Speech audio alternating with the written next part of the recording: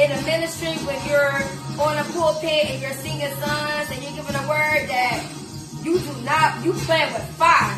You are playing with fire. If you are in the world and you're trying to preach the word of God or sing or do something to minister to people, when you are not living right and your foot is in the world, I know that you play with fire. I know that. I know that you play with fire. And I know you don't play with fire. Because I know that the Lord wants you either hot or cold, not no lukewarm. Hot or cold, not no lukewarm, especially leaders up there trying to minister to people. I know you playing with fire. And I didn't feel right at all. And matter of fact, I felt the conviction of God. I felt the conviction. And even like because he was my father, I went with him. And I knew I shouldn't have went with him. And I should have told him, you got to go on this pulpit drunk like that. What's wrong with you? But I didn't say nothing to him. But I should have said something to him. And I should have not supported him.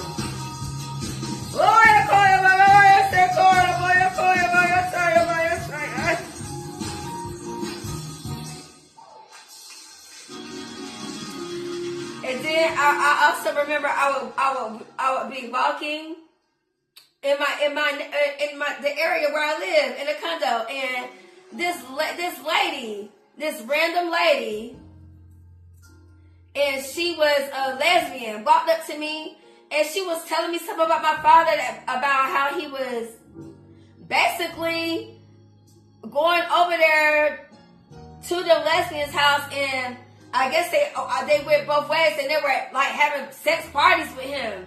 It's what this lady was telling me. And it had to be the truth, because first of all, how she know my father, it was just crazy. Why would somebody just walk up to me that don't know me and would tell me this?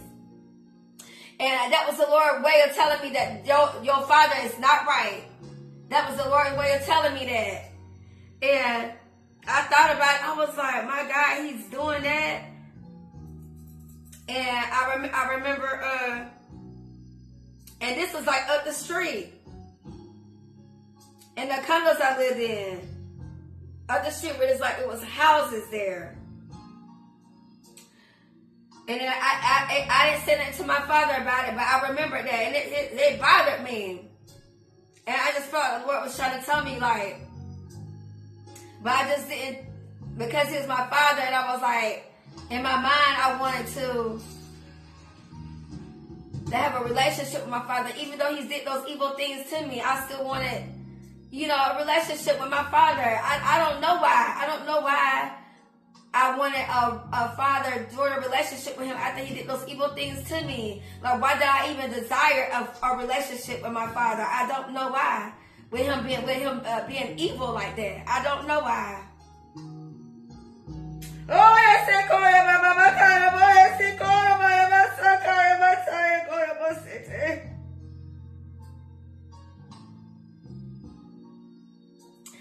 And I remember it was also like in the condos I was living in, it was like my neighbor, I had neighbors.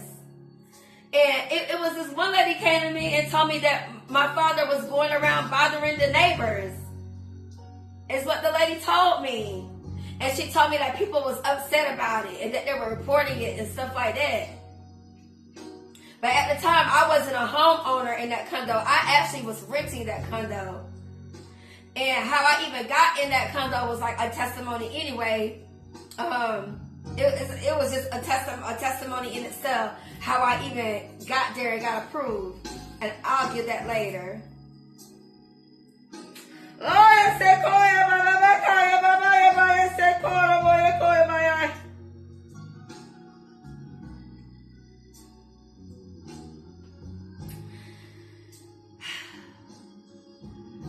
And then I remember it was the end of my lease. It was the end of my lease, and I was going to renew my lease. And when I went to go renew my lease, the owners said that they were going to sell. Which I know that they told me that so I could move out because the neighbors was complaining about my father. So I left, and when I left out, I moved back to my hometown. I moved back to my hometown with my mother.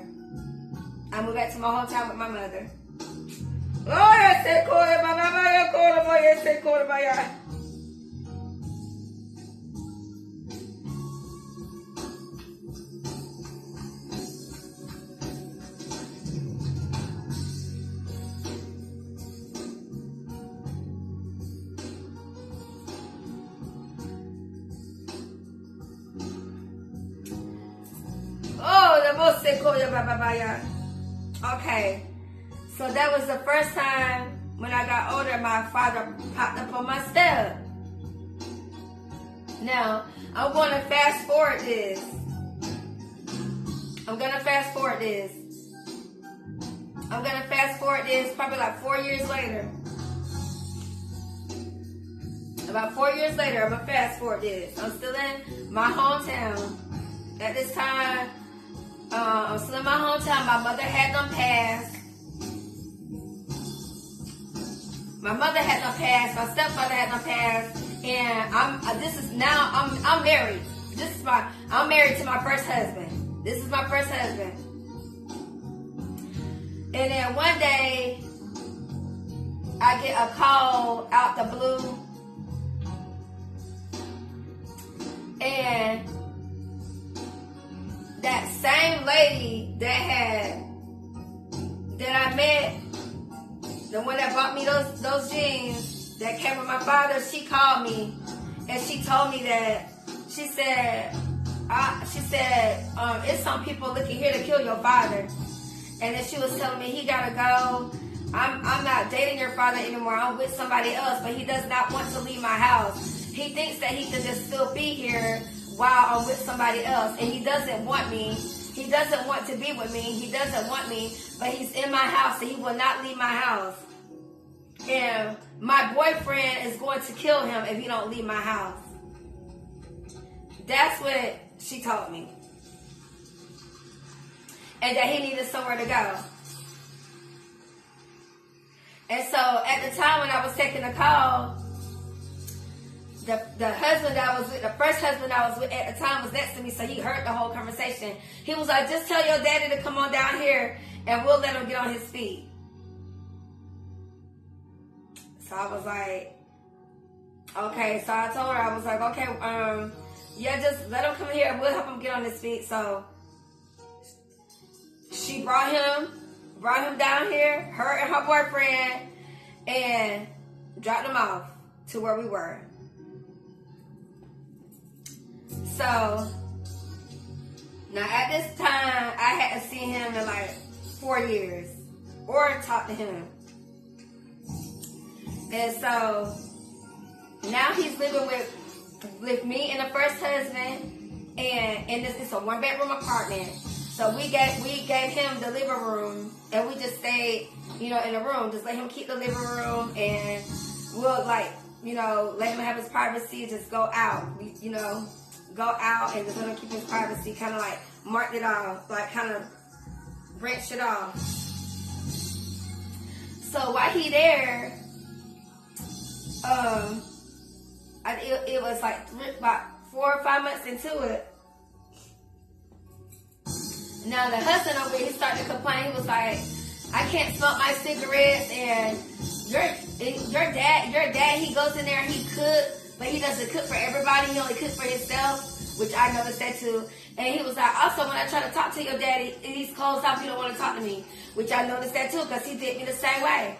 He was not open with me. It was strange. And then so he basically said he gotta go.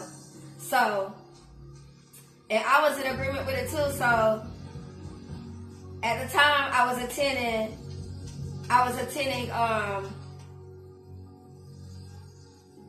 a state college. I was working on my associate's degree, and I had a close bond